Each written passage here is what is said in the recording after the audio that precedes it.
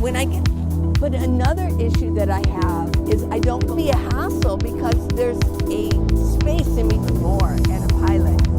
In courtside, if you're being, when I get inside my minivan. Good morning. Coffee and tea. Yeah. So this morning, I'm going to get started on a list of things that I have researched. Now, my my video says things I hate. I don't hate anything. I'll admit that was clickbait. You know, there are so many nomad channels out there. Oh my gosh. To get noticed, you almost have to do the clickbait, and I hated to do it, but you know, so forgive me for that one. I don't hate anything about nomad life, the lifestyle. There are, you know, things that, you know, I wish I could change, but I can't. There are days, and the reason I'm doing this is because 2 days ago I had a day where it's like, it just was frustrating. Oh gosh. So I did some research because I know that other nomads, everybody has their what I hate about the lifestyle, well, van life. Oh, what do I hate about it? Well, there are things that can be frustrating at times. Yeah. When you're out here, and I know that some of you, when you get started, you're going to be like, wait a minute.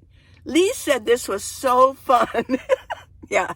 So I wanted to do this because I thought, oh my gosh, I might be responsible for people ruining their lives getting out here and they can't handle it.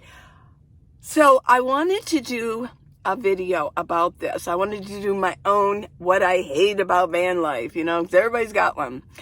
So I did some research and I watched about 15 different videos, not a huge, you know, research issue, but I watched about 15 videos and I took notes on what they didn't like about it and I made a list.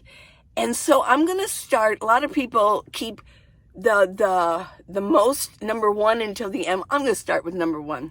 I thought about it. I said, let's just do number one.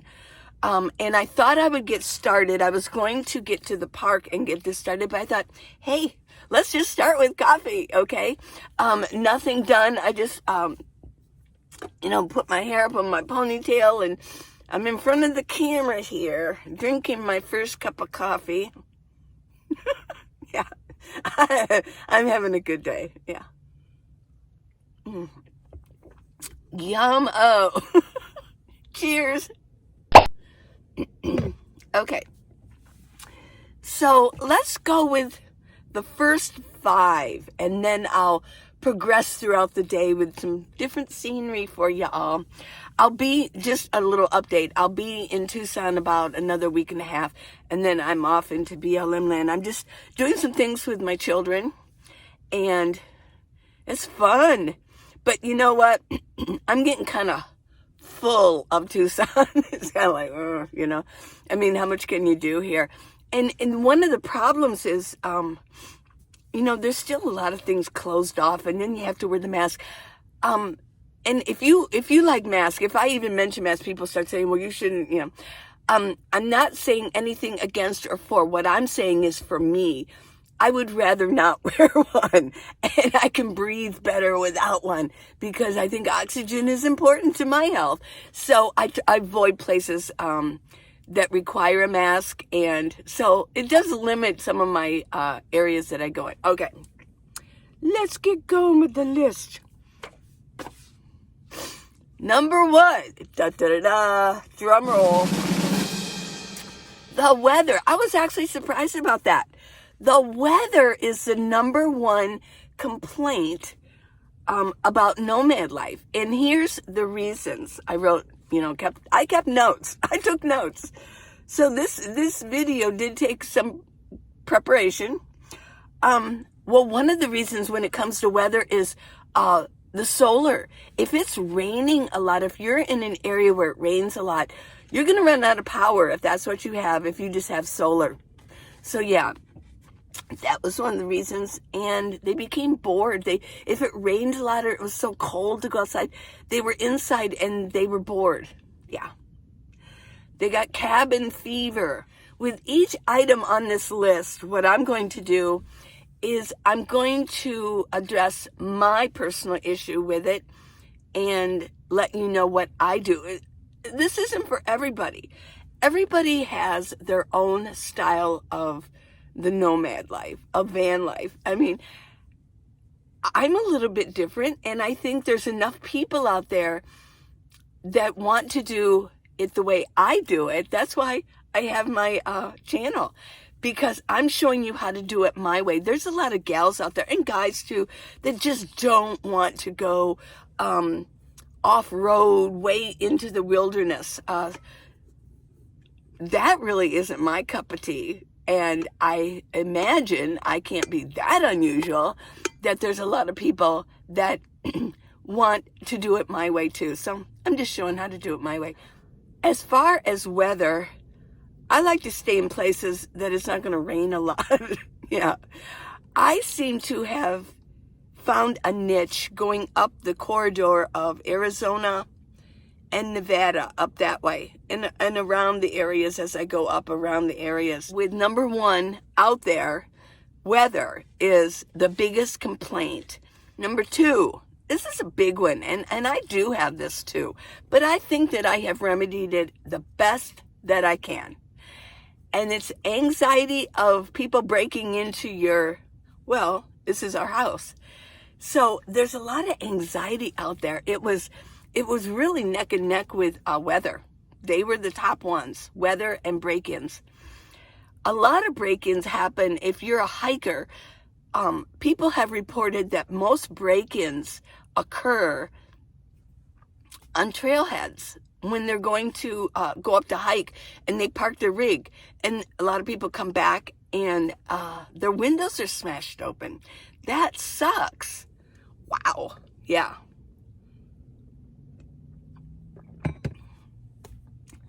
I watched a couple videos where the reasons that they quit van life, they quit it, they just got out, was because they felt that there was like this umbilical cord between them and their rig, because they were so worried about break-ins.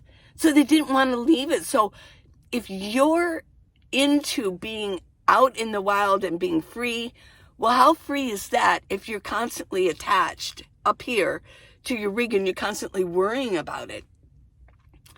Yeah, it does suck. And I have experienced it quite a bit. I don't want to get too far from my van, my minivan. So what I have done to remedy that is I cover everything. If I'm not in my minivan, all the windows are covered. Yeah.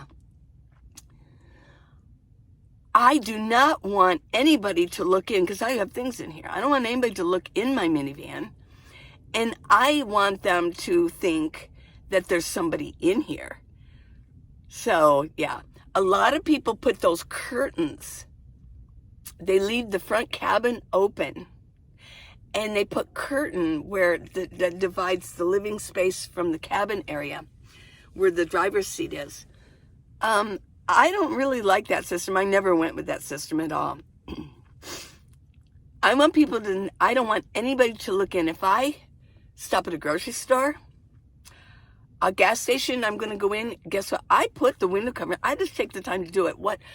I would rather take the time and lose that time than to actually lose my van. One other thing that I do is I put a steering wheel lock on, and I've had people say, oh, they can cut them off. Well, the one that I have, you can't. I've had other guys look at it and they say, no, this is a good one. It's a master lock one, and I spent money for it, but I take the time to put it on. In fact, I'm just parked here for the night and it's on. I put it on because basically I didn't want to keep bumping into it, at night.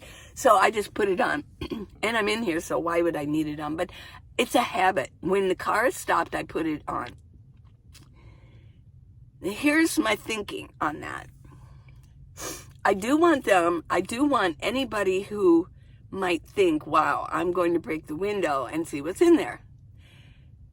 I want them to think that there's, a 200-pound bodybuilder in here. They have no clue. Just because it's a minivan, it's a soccer mom van, they don't know.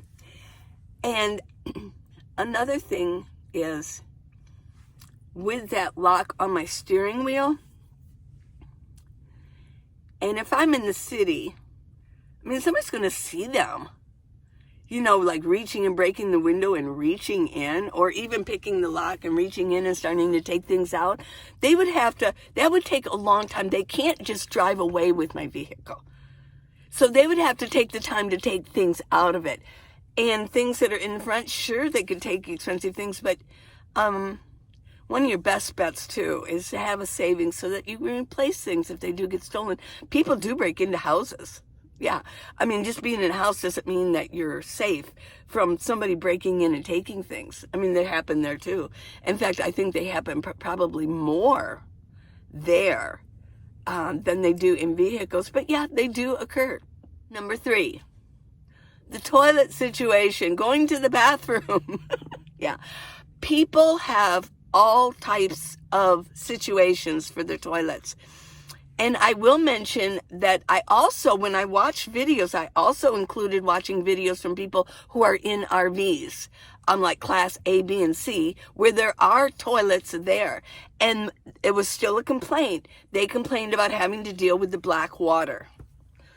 The black water is your toilet water, and gray water is like doing dishes, doing laundry, things like that, things that go down your sink. But the black water is in the toilet that goes into a tank, and they have to deal with that. A lot of people who are in these type of rigs, they don't like to deal with it.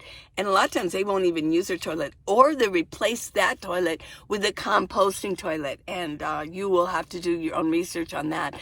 I watched a few videos on that, and they're very expensive. It's like, $1,000 to get a compost toilet bought and then put inside your rig. So the toilet situation was mostly complained about when there were 2 people in a rig, 2 people in a van, whether it's a minivan or Sprinter or a big commercial van that's been built out. But yeah, that was the complaint, that they're with their loved ones and they have to be right there while they poop. Yeah, and pee. Well, if you're a solo person like me, and you have your bucket. You got to have bags and buckets, right? And your lug-a-loos. But you're not always going to use it if there's a toilet nearby. A Walmart or a grocery store or wherever there might be a toilet that you can use, or at a park. But if you do have to use the bucket or the pee bottle or whatever, you're alone. So it's not that big of a deal. But I imagine it would be if you were with your loved one and you each have to watch each other. Yeah, going to the bathroom, all the time. Another thing too that was complained about, getting rid of your garbage and getting rid of the bag after you use your bucket system. So yeah, the toilet was an issue, and I could see why it would be. You would have to, if you're going to get into this lifestyle, you want to, and you do, you're going to have to figure out what you're going to do. So the next issue is limited space, and then I'll continue on at the park with the rest of the list. And there's like 16 things that people really complained about. And then there are these little random things that people mention that only one person mentioned them. But I imagine I want to mention them because it might be something that you might have to deal with personally. So limited space. Well, duh. Yeah, we're in these little tiny homes. Teeny tiny. We'll call them teeny tiny homes. And yeah, we do have limited space. Okay, well, let's continue this on to the park. Let's go to the park. Welcome to the park. Okay, number 5 is cleaning. People complained about cleaning. They complained about cleaning themselves, and they complained about cleaning their rig. Most of them said that it was hard to clean a small space. That a lot of people imagine that cleaning a small space is going to be easy, but actually it can be harder. I've realized this too, that it is harder to clean a small space because there's all these little corners and cracks and crannies. An open space, if you have a big house and it's open, it's just easier to clean. Now, they felt that they were always sweeping it out. And then a younger gal complained that her bed sheets were always dirty. She got white bed sheets, but they would always end up brown by the end of the time that she had to launder them. Well, I mean, I can understand that, but it was a complaint by a lot of van lifers. Here's how I rectify that, because I don't consider it a problem for me. When I get inside my minivan, I get in on the driver's seat and I take off my shoes. I call it my atrium of my house, and I never take my shoes back into my living area. Now, if I'm boondocking, I'll take my bins out on the side where the sliding door is, but I always take my shoes off. And a lot of times what I do is I brush off my clothes because it might be dusty. Now, to rectify having dirty sheets all the time, here's what I do. I wash up every night. Every night I wash up. If they're really dirty clothes, I'm going to take them off, even before I even get in my van if I'm out boondocking. If I'm in the city, I'm not going to get as dirty. But here's my thing. I wash up every evening. I do my face and use all my face products that I've been using over the past few months. And then what I do is I drop in the water some tea tree oil, about 5 drops. I use the same wash rag and I wash up my body, and I wash up really good. My sheets do not get that dirty. They just don't. Another thing that I do is, that I shake out my blankets usually every other day. And if I have my towels down, they're easy to take up and shake outside, then put them back. That way the debris doesn't get all over them. So that's how I rectified that problem of cleaning. Next was showers.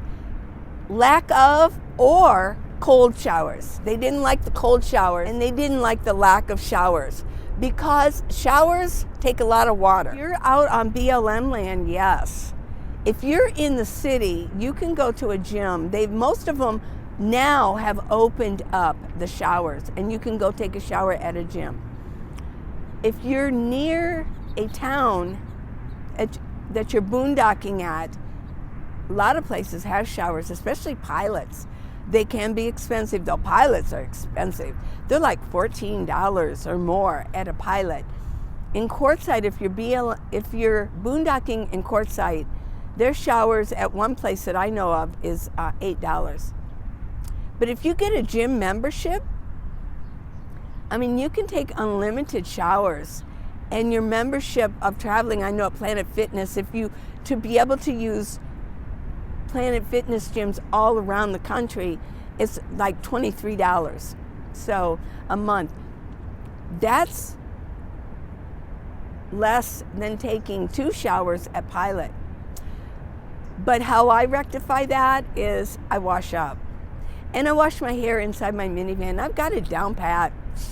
A lot of people have offered suggestions on how to wash my hair easier. I've got it down. When I'm on BLM land, a lot of people, they use those black water containers and they keep it out in the sun so that they can warm up their water.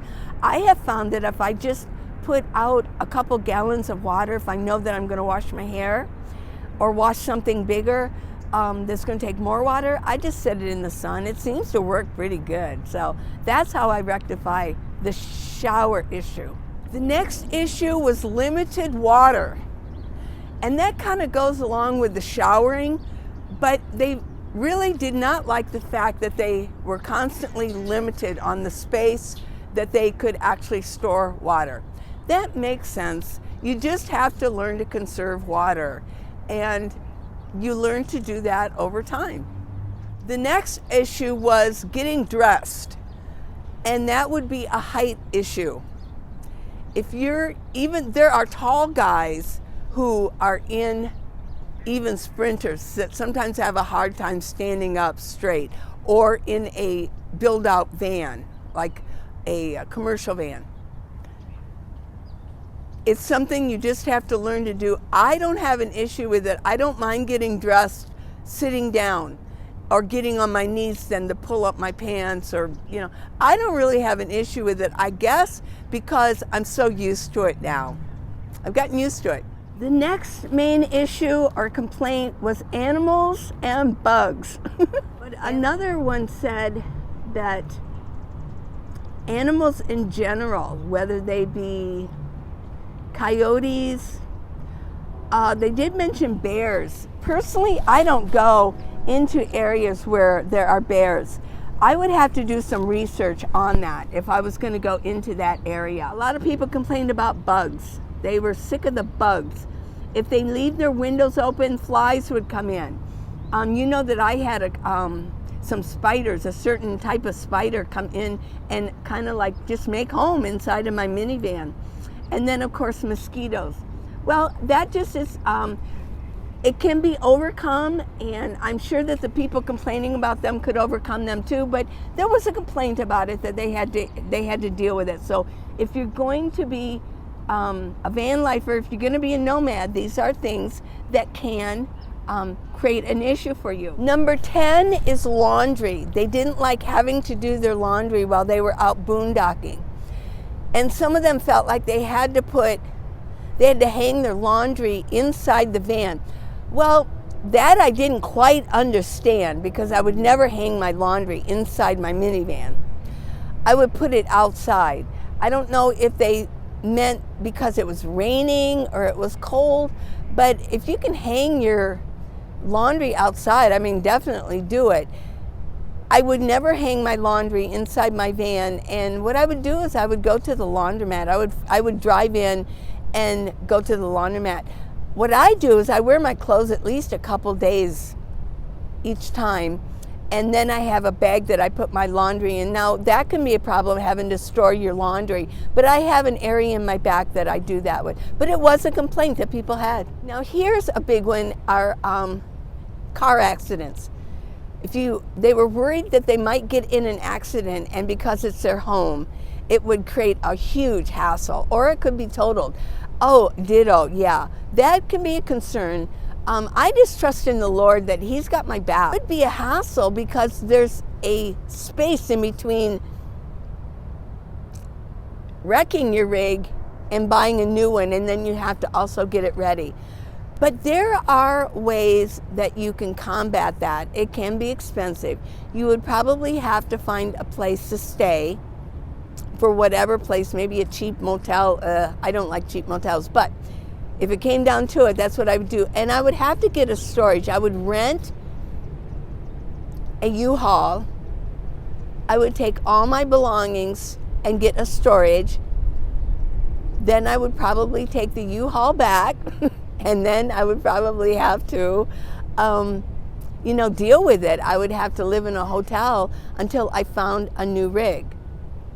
It's a hassle. Or what if it just needs repairs? That was also repairs of your vehicle.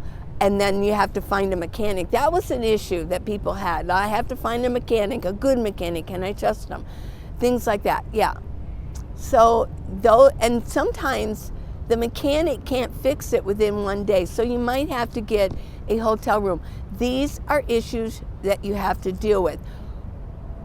The only way you can combat these issues is drive very safely, be on the lookout, you have to watch the other guy, and maintain your vehicle the best that you can. If you feel that your vehicle is getting too old, is becoming a little unreliable, get it now. Don't wait to the very end till it breaks down completely. Get a new one.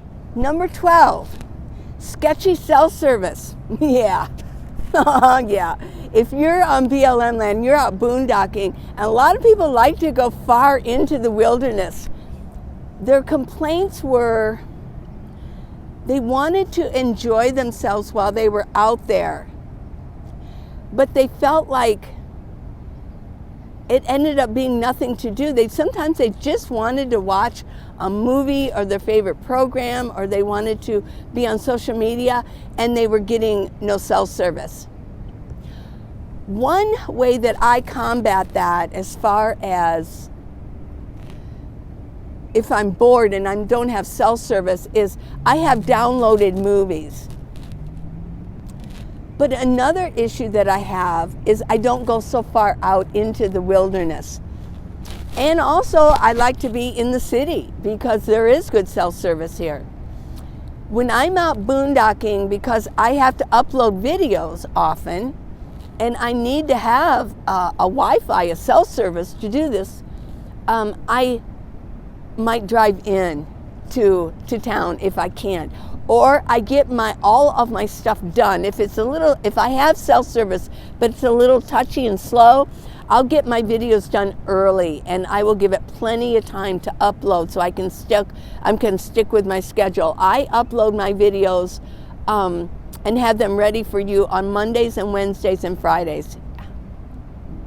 So that means on Sundays and Tuesdays and Thursdays, I'm busy uploading a video for you for the next day. So that's how I deal with it. I just don't go so far out where I actually get no cell service. Number 13, where to park. Always having to find a place to park, always having to make that decision. They said they grew weary of it after a while. There were a couple of videos that I watched from a couple different nomads who literally left nomad life because of some of these issues, and this where to park and where to sleep was one of them for one of the people that just quit. They just said, I can't take this anymore. Well, when I'm in the city, I find places to park. I just get creative, and I've listed a few places that you can park. Usually you can park at a truck stop. You can usually park at a gym parking lot, and you can park. Walmarts are getting a little sketchy these days because of COVID. You know, there are a lot of videos out about where to park. I've watched a few of them. Guess what? They're not applicable anymore. We need some new videos for people on where to park because of the COVID. A lot of things have closed down, and I know that a lot of grocery stores, they're kind of watching to see who might be parking in their parking lots at night. Cities are getting a little wise to, the nomads out there parking. But you know what? Right now with the COVID, there are a lot of cities that have curfews. Nobody's enforcing parking. I noticed that in Reno, and I'm noticing that in Tucson. There's a curfew. They can't make you go. There's a curfew. You just say, hey, I know there's a curfew. I just need to park somewhere, and I'll be gone in the morning. That's all you'd have to say. I mean, if they give you trouble, yeah, you do have to move. But you can say, there's a curfew. I had to park somewhere. So there are places that you can park. Now, some of them complained and felt that it was constantly having to look for a place to park even during the day. Oy vey. I find so many places to park in the city during the day. I do the parks. Sometimes I do malls. Here's another tip for you, because I know I did this in Ohio too when I was living in my minivan full time. And it rained a lot in Ohio.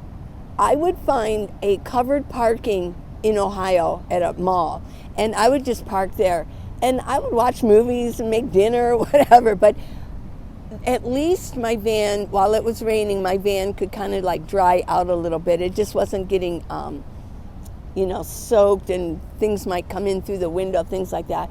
There's where I would go. And they've got it. Most cities have a mall with some covered parking in it. Number 14, getting sick. That was an issue that a few people complained about. And I've already discussed that, but then one of the main issues about getting sick, it wasn't so much resting inside of your rig, was the vomiting. If you were in vomiting situation and you got food poisoning or like a flu and you couldn't hold things down, the vomiting, that's an issue. Just make sure you have your bucket. The last one was the refrigerator, the food coolant situation. How do you keep your food cool? If you have lack of power, you're not going to have a working refrigerator.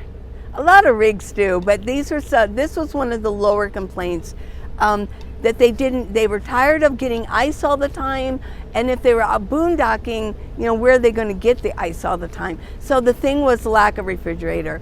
And I think I've talked about how I rectify that. I get produce, and I try to get produce that I know is going to last a little longer than some, and I eat it up. And I eat lots of canned foods, and I eat foods that are packaged that I can prepare. I can make soups, things like that. So those are the 16 complaints about van life and the nomad lifestyle that more than one people complained about. It's quite a few, so I'm going to go with my notes. Having to keep moving all the time. I don't know. I haven't really had to deal with that because I tend to stay put. But they said that they felt they had to keep moving all the time. That was the only person that mentioned that. They found it hard to keep personal routines up. I believe a young person mentioned this. They felt like as soon as they would get a routine down, they'd have to redo it. They just couldn't keep a personal routine for their personal health. I don't really feel that, and they were the only ones that mentioned it in that actual respect. One person said they felt it was hard to relax. I could see that, I guess, but they were the only one that mentioned that out of 15 different videos. So they felt like they just couldn't bring themselves down to relax. Maybe they were nervous about being out there. I believe that it'll probably go over time, but if it continues, maybe this lifestyle just isn't for you. Oh, and a young person said this, they felt like they couldn't put down any roots. Yeah, if you're young, oh my gosh, when you're young, you probably, or I know I did, I wanted to establish my friendships with people and get to know people. Well, if you're out boondocking out in the wild, yeah, that's going to be hard to do. Now here's one that I loved. He actually this fella got out of the van life. He said that what he found was he didn't save as much as everybody, says and just swoons over, oh, you're going to save so much money. He didn't see it. He said he was spending money in gas and he was going out to eat. Well, yeah, to rectify that, I won't go on and on with that, but to rectify that, when I remember listening to it, is don't go out to eat as much. I don't feel that I spend any more in gas than I would if I was living in a house. So next is sleepless nights. Yeah. I tell the story of when I first started when I first slept in my minivan the first time. Yeah, for a couple of weeks. Yeah, I was waking up and listening. I sleep so soundly now. Over time, I just sleep soundly. I don't worry about stuff like that. Yeah, I sleep very well. Cooking and doing dishes. I cook. I don't like to do dishes, so I don't really make a lot of dishes. Some people do. I've seen build-outs where they open up their hatch in a minivan, and they pull out this thing, they pull out this long thing, and they can sit there and they can cook, do dishes, and then it all folds back in. But that's a major build-out. I don't have that. I don't really want that. If I was going to do some major cooking, I'll find a park and I'll go outside and do a picnic table or put a blanket down and do some cooking. But inside my minivan, no. That's why I eat so simple. Oh, here's an unusual one. Lack of physical activity. Really? Yeah, they felt like in van life they were lazy. They just wanted to just sit in their vans and be lazy. I'm exercising all the time, so yeah. And then here's one that I really did understand it, even though it's like, wow, you know, that's like so unusual, but I did understand it. This fella who quit, he was he had a private video company going, which included animation. So he actually needed a desktop for it. I don't know, maybe some laptops now like newer Macs or something can do it. But to render animation, it takes a lot of power, it takes a lot of energy to do that and time. And he needed a desktop for it. And there was no space. He said with his type of rig, there was no space for it. So he actually had to get a home in order to do it. So I could see that, yeah. I mean, if that's your business, you gotta have enough space to do it. I will mention that being a YouTuber, y'all make sure that you appreciate any nomad who's a YouTuber, because there are a lot of YouTubers that have studios inside their homes. It's a they have an office for it, so they can get proper lighting. Oh yeah, they've got the big microphones. Well, nomadic YouTubers, we're at the mercy of the lighting out here. And we don't have a home, we don't have enough space to actually have a studio. So thank y'all for watching all the Nomad channels, because lighting and all that cinematic, I've been really wanting to get more cinematic, and I think I've been doing a good job, but there are limits. Oh yeah, there are major limits when you're outside or in your small little area. So next, I'm going to talk about my 2 frustrations as a nomad. Let's find those out. Okay, so my personal frustration in van life is the fact that I can't let things lay out. Because of my space issue, it's just lack of space, that when I get something out, I need to put it back pretty quickly. So if I had an art project going on, where am I going to put it? There's just no space to put it. That has been a frustration. And the other day I kind of felt it's like, oh my gosh, I got to put all this stuff back. And it just irritated me. So I felt that. And number 2 would be the sketchy cell service, because I know that I'm going to be going on BLM land again, and it's going to be a little bit sketchy out there. So though that is one thing that probably, it's sort of a frustration for me, that, you know, yeah. But I understand it. I mean, we can't have towers everywhere. I know that they're going to be going to satellite pretty soon with the 5G, but until that happens, we're dealing with towers, and there can't be towers every single place. So yeah, those are my 2 main irritations, is my space, my lack of space, that I can pull things out and just leave them there, you know, it's open space, and then the cell. So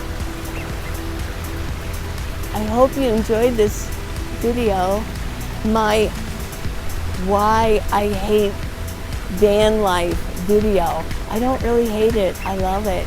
But these are things that might bother you, and they need to be considered. I hope you have a really good day. We got the waterfall going on. Mwah.